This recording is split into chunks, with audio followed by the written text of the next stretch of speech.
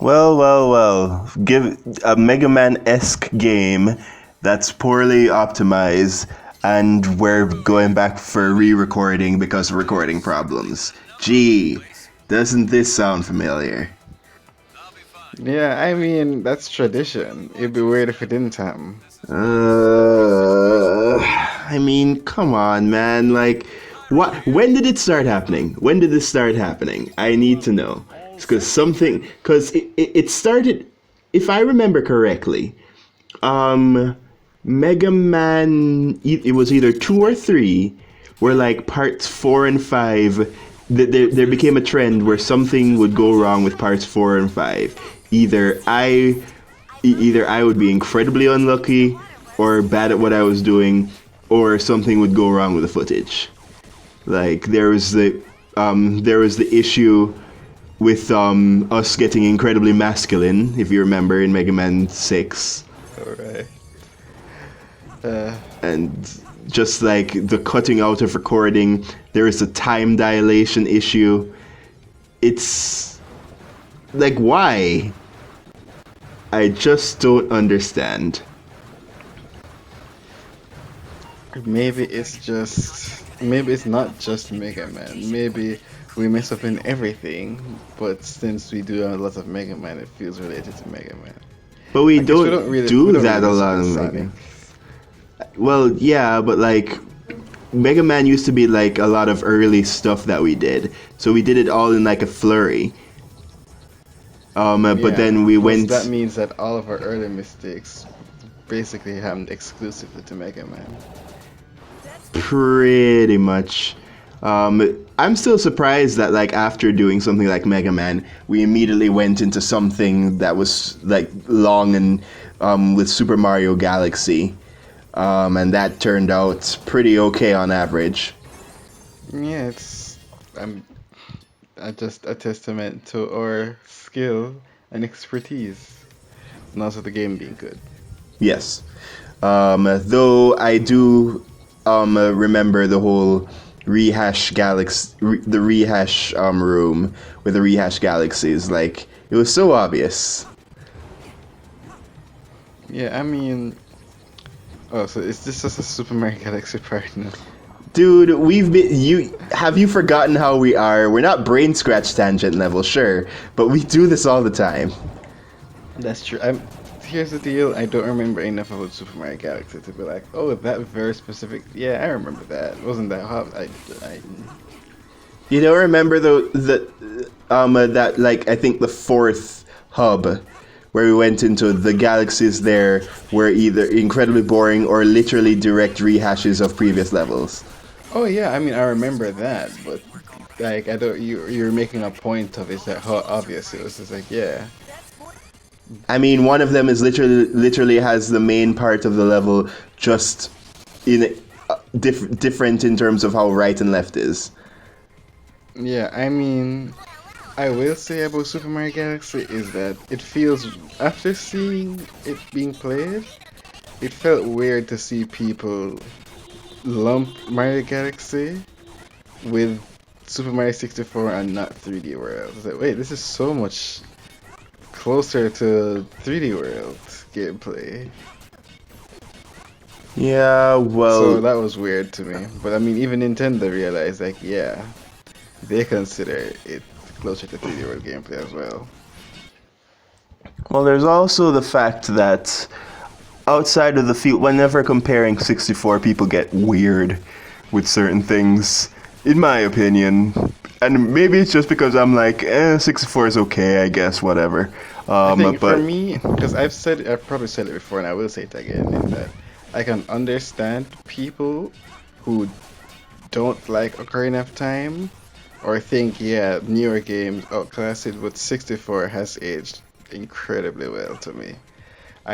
not to it's not me. hard to go back to. I just like, yeah, 64 is great and it's fun and TikTok, And I've never really had and much problem with the camera and I'm using a key, I'm not using an official controller.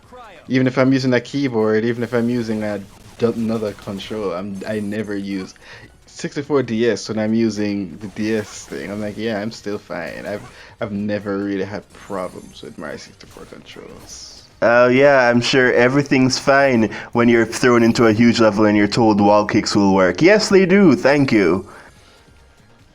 I mean, because well, And that's the let's thing not that forget it's the natural. amazing adventure of Wet Dry World. You know, all the fun had Okay, there, and Rainbow well, Ride I'm not taking saying the game forever is to get perfect. everywhere. Well, that's just it. It has way too many stuff that annoys me for me to be like, I'm having mostly a fun time. That's Like I way too will much say annoying that stuff. the secrets stars where you're just finding random places that look conspicuous, those seem frustrating. But generally, I didn't think stars were too hard to find. There are some that are basically accidental, and some that you end up not getting in the correct way, but that's normal. Here's the Like thing: for finishing the game, for just finishing, I can say okay, this is fine for the most part. Considering the number for completing stars. Um, and I can acknowledge that. But when people talk about it like it's just like, have you not played Tall Tall Mountain and then fallen off of Tall Tall Mountain? What is wrong with you? Total Mountain isn't that hard. Like It's not hard. It's frustrating is the thing. That's I not would my. say um Big Tiny Island is more frustrating than Total Mountain. Well, that's weird for you. Because I think that the stars in Total Mountain are kind of straightforward. Like you just have to get to them. It's not like they're hard to figure out. It's really just getting to them. Well, it was the thing is that it's not a consistent thing for me as to whether just like the game is bad because there's a whole bunch of stuff either in the either or category where just like okay, either I don't know what I'm doing or the level design annoys me, and just like it usually flip flops. And as I mean, Wet Dry World is easy, but even though when you break it down for the most part, most stars in Hazy Maze Cave are also kind of easy. Oh yeah, Um, Hazy Maze Cave is also just get to the stars. That's the thing about Hazy Maze Cave and Total Mountain is really they're just out in the open and you just have to find them. yeah, but God, is that level bleak and boring, and I hate it. I Um, used to hate it because it was so daunting, but but then you were like, no, wait, no, I'm bleak and boring. This is my level. it's a good call. Maybe that's it. I mean, there are still some annoying stars, but generally it's kind of just fun to explore. It's like Mario Odyssey. It is just the Like big. Mario Odyssey, Well, you I mean, dare? it's the big open world level that you just explore and find things. It's not Yeah, like except you have the fun in small, Odyssey. compact, like um, what's that place called? The Thwomp's Fortress is really compact compared to somewhere like Hazy Maze Cave. Even Bob on Battlefield is kind of big, where those are fun to just explore. But then there are a couple Not stages to that are just me. really tiny. Thwomp's Fortress is tiny. They're either tiny or they're a bunch of linear paths. Rainbow Ride is a bunch of linear paths. That take Um, forever to go through in the yes. first place, and one TikTok small Clock, slip up. despite being awesome, is also kind of just a bunch of because you're basically going further along the path each time. So even though I love TikTok Clock, it's not very explorable. And then there's also the fact that what was it? What was that level called again? Oh wait, yeah, the wing cap level. My God, I just like mounds of hatred for that thing. For what? The wing cap level. Oh yes, like I Like said, it's you, not perfect. That is hard. No, it's hard to get the red coins. There are certain things where the red coin star is not very hard. It's hard. Or the 100 coin star after the 10th level, you just stop trying. After the 6th level, I should say. You just like, yeah, this is not for. I'm not trying to get 100 coins in a Rainbow Ride. It's like no, I'm not trying to get 100 coins in Hazy Base Cave. Well, actually, no, that's not so hard. I'm not trying to get 100 coins in Wet Dry World. That sounds hard. yeah, Because you know you it have to is. perfectly get the blue coin block.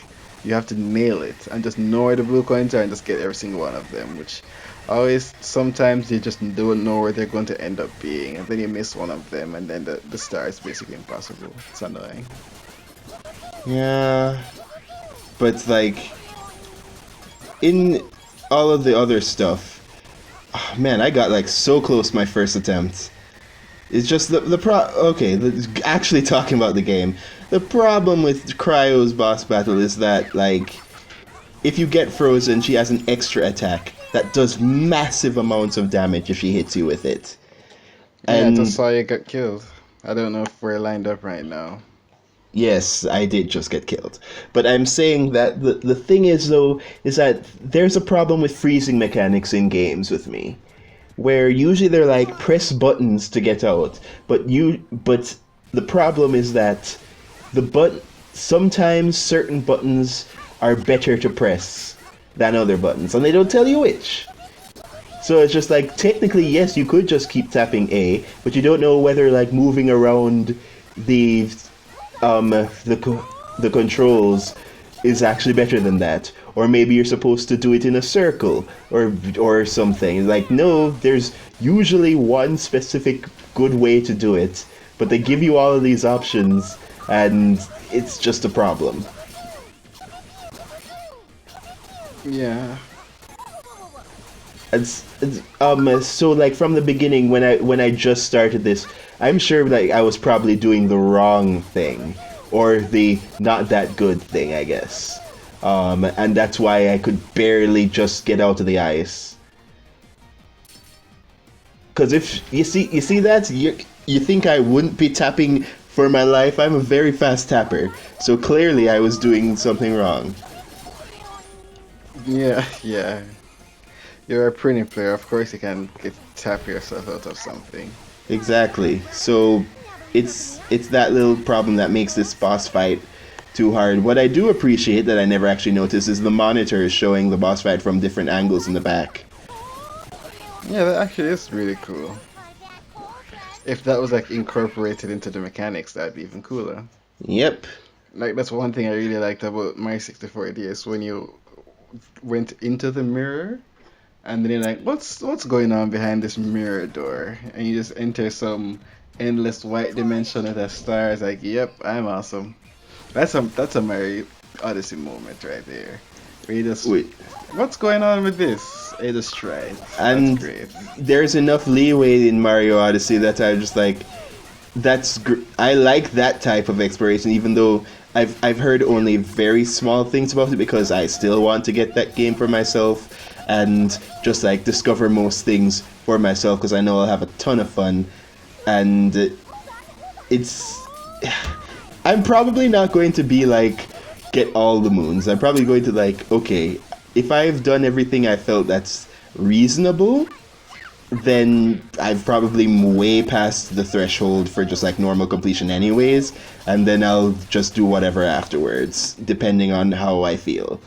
But you see, that time I came out of it really quickly, so it's just like, oh, I guess that time I was doing something right.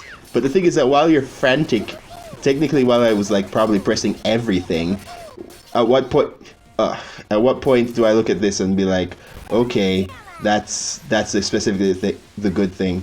The problem is that if you don't take the Zells from a boss in time, they will start to recover back to their original health. And so that's what just technically happened a while ago. There seems to be a lot of interesting mechanics that are just not in a game that can take advantage of it. Yep. Yep, I think at that point, whatever it was, I finally discovered what worked better. Oh, but Mega Man 12 is coming. I hear people are expecting Mega Man Legends 3 to actually happen now, that Capcom likes Mega Man again. Well, it's one thing where it's always possible, and it'd be the easiest thing to do. Because Z3 would have to be like so story-centric and please a lot of people, specifically. While Legends 3, while we might get a Shenmue 3 situation, it's still just like, you already have an easy formula for the story and what you need to do. It's right there. I mean, Mega Man 11 worked, which, I mean, Yeah, Mega Man 12 might be what comes first, but yeah, I kind of feel Legends might come first. yeah. Well, the thing is that Mega Man 11, in terms of formula for stuff, it's mostly gameplay, and even then they actually put good story in it, and it's like, of course it worked. But because Legends is inherently more story-based game, and Z3 is definitely a more story-based game because of the narratives that's come before it and what it leads to. What is D3? ZX3, sorry, I keep saying Z3. Okay. So it's going to be interesting to see where they go, honestly. I'm banking on Legends just like you.